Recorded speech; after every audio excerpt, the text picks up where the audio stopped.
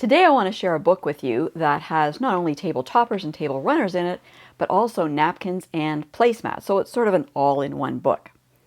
Hi, I'm Kim Jamieson Hurst of Chatterbox Quilts, and today I'm talking about Tantalizing Table Toppers by Judy Gauthier.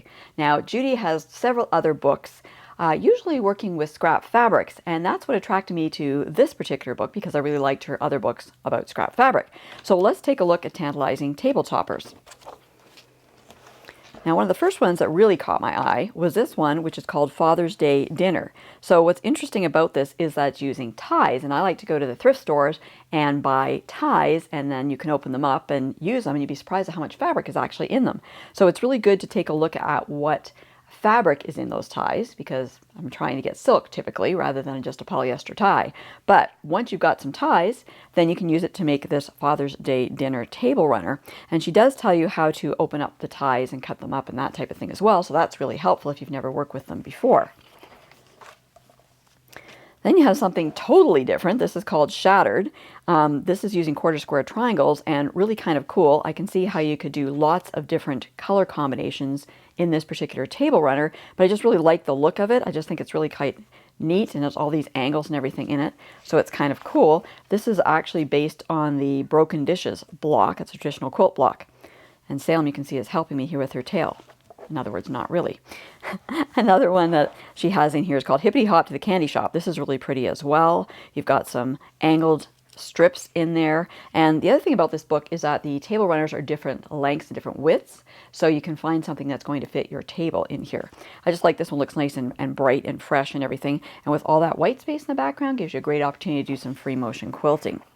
Lots of instructions on how to make these table runners, table toppers, placemats, whatever we're going to get into here in this book.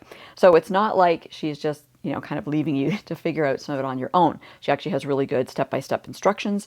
Another thing I like about this is when we're doing some of the angled cuts that you need to make these projects, that you don't have to have a special ruler, because I really don't like to have to go out and buy a special ruler for one project. So she shows you how to use your regular ruler to make those cuts that might be on an angle.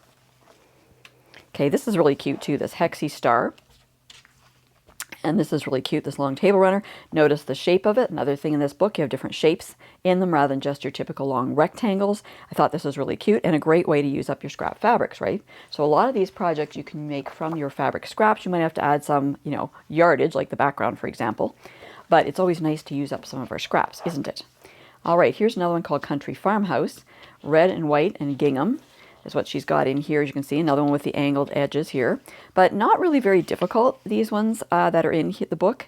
They're not that hard to make, but they look really complex, a lot of them. So I really like that as well. Easy to make, looks like you spent a long time on it. Perfect. All right, another one, Pure Elegance. So this is a table topper. You're going to put in the center of your table. This is great for round tables rather than rectangular ones. So this one has these hexagon shapes in it. Really pretty. This reminds me of lace, just with the colors that she has chosen here.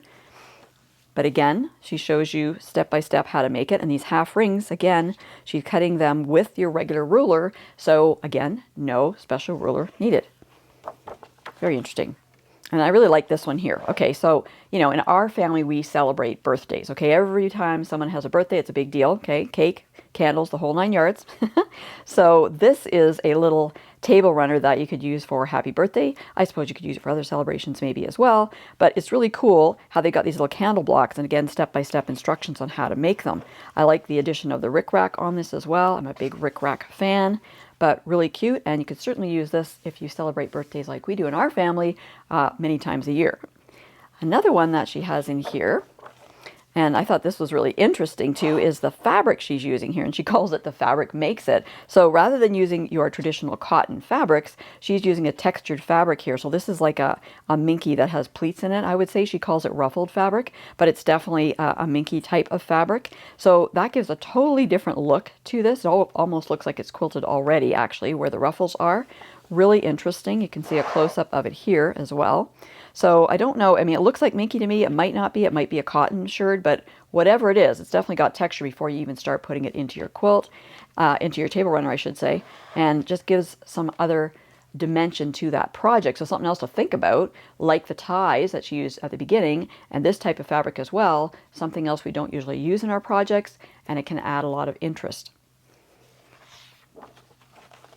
This one, panel discussion, is actually using small squares that she's taken out of a panel. So sometimes you buy panels and they have those, they might have the center one, but they have some little squares along the edges, and you're always wondering, what should I do with those? I could put them in the border of the panel quilt maybe, but wondering what to do. Well, here's actually a table runner that she has made with those small blocks from the panel, and it's like a stitch and flip technique. So it's not just the block. She's actually got a borders around them and different stitch and flip on the corners, so that it gives that, going back here again, these extra little dimensions on them, and on some of the side pieces as well. Sorry, I guess that's the whole block there. It's the border around those little panels. So that's kind of interesting too. So another idea of what you might want to make, if you don't want to make the table runner, you could certainly use those ideas in the border strips on a panel quilt too. So lots of good information in this book, and lots of things I haven't seen before. So I really like that. Then, once she's gone through all those table runners and table toppers, she goes into the placemats and napkins. Okay, so I gotta admit, I've never made my own napkins. I know a lot of my friends do. I never have, but when I want to, this is a book I'm gonna go to, because it's got some different kinds of napkins. Here's a very simple double-sided napkins, okay? So it doesn't take much to make them, but they're going to look cool because they've got different fabrics on both sides.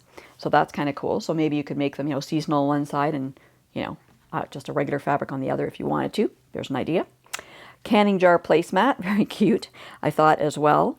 So again, something a little different than what you would normally see. She also has mitered hemmed napkins. So if you want to make napkins different ways, she's got more than one way to make a napkin in this book.